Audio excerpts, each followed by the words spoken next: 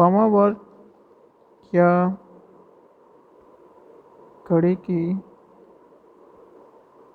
सुई की विपरीत दिशा में मापे गए कोणों को धनात्मक लेते हैं तथा दक्षिणावर्त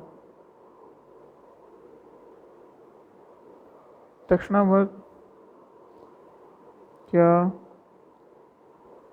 घड़ी की सुई की दिशा में मापे गए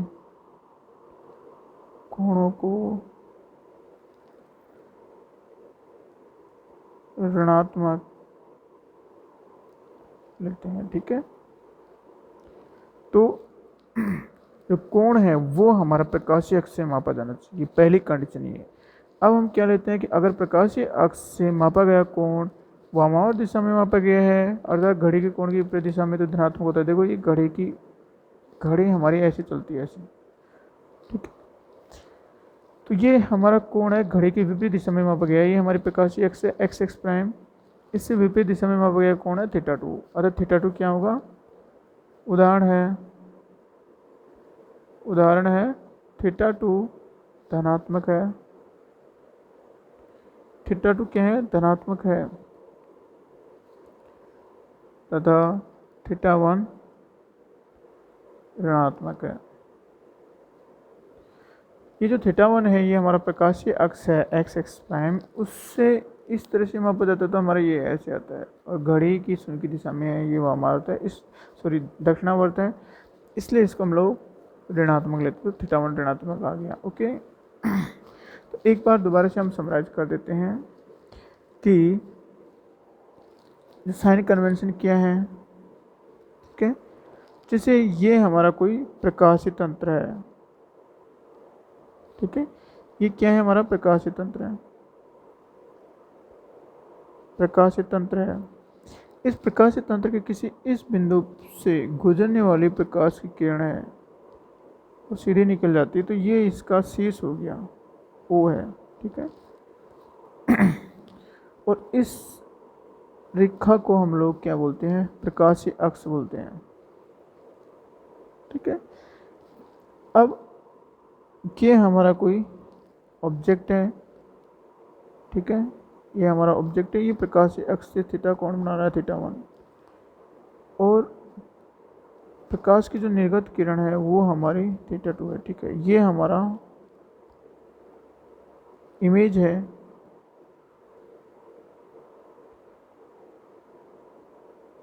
ठीक है, ये हमारी इमेज है, और ये हमारी दूरी है u, ये हमारी शीर्ष से दूरी है v। ओके, ये हमारा इमेज, ये ऑब्जेक्ट स्पेस कहलाता है। ऑब्जेक्ट स्पेस बिंब प्रदेश कहलाता है। क्या कहलाता है?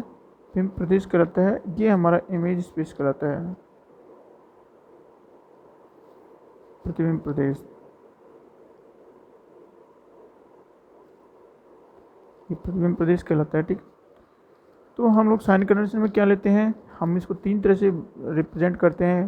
पहला क्या है कि जो अक्षीय दूरी है या अनुदैर्ध्य दूरी है। अक्षीय दूरी किन्हें कहते हैं? जो अक्ष के समांतर मापी जाती है, या इस शीर्ष से। ठीक है, तो इस अक्ष के समांतर जितनी भी दूरियां मापी जाएंगी उसको हम लोग अक्षीय या अनुदैर्ध्य दूरियां कहते हैं। इन दूरियों की धनात्मक कब होती है? प्रकाश की किरण की आपतन की दिशा में अगर इनको मापा जाता है, जैसे प्रकाश की किरण ये इधर से इधर आपतित हो रही है, तो इस शीर्ष से अगर हम लोग लेफ़्ट टू राइट मापेंगे, जैसे लेफ़्ट टू राइट मापने पे इधर जाने वाली, इधर मापी गई दूरियां धनात्मक होगी और इधर मापी गई दूरियां ऋणात्मक होगी। ठीक है, ये हमारी अनुदैर्ध्य दूरियों के लिए है, अक्षीय दूरियों के लिए है। उसके अलावा हमारी जो पार्श्व दूरियाँ है वो उनके लिए क्या साइन कन्वेंशन है, पार्श्व दूरियाँ किन्हें कहते हैं, जो प्रकाशिक अक्ष के लंबवत मापी जाती है।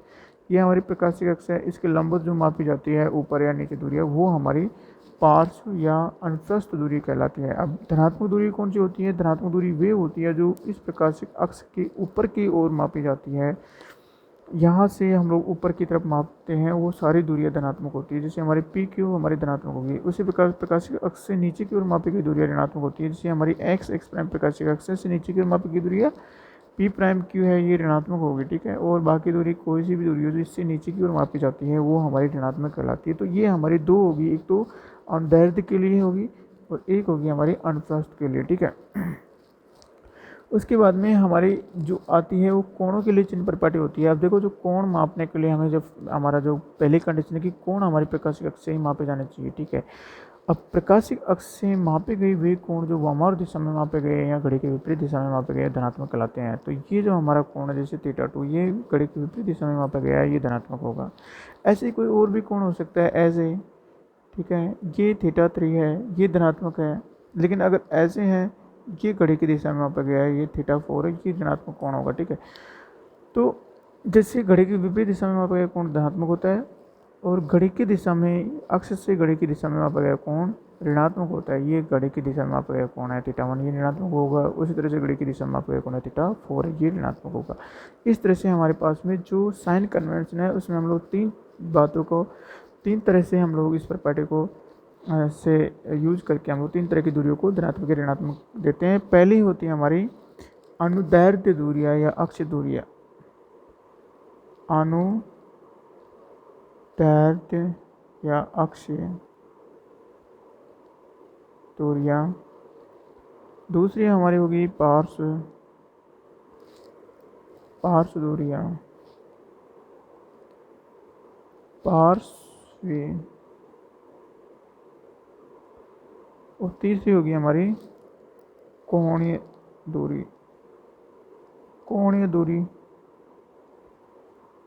ठीक है। इन तीनों के लिए हमारे कन्वेंशन हो गए। ये हमारा लेक्चर था। तो अब हम लोग इसके बाद में एब का नियम पढ़ेंगे। एब का नियम पढ़ने के लिए हमें जो उसके अंदर हम लोग एक ट्रिक काम लेते हैं, शॉर्ट ट्रिक।